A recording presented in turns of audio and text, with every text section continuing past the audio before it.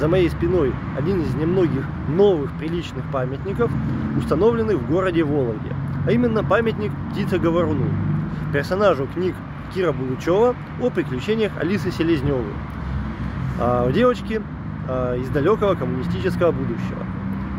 Данные книги были экранизированы в Советском Союзе, мультфильм «Тайна третьей планеты» многие из нас смотрели, и по мотивам этого мультфильма возникла распространенная загадка, а именно, чем птица-говорун отличается от депутата Единой России.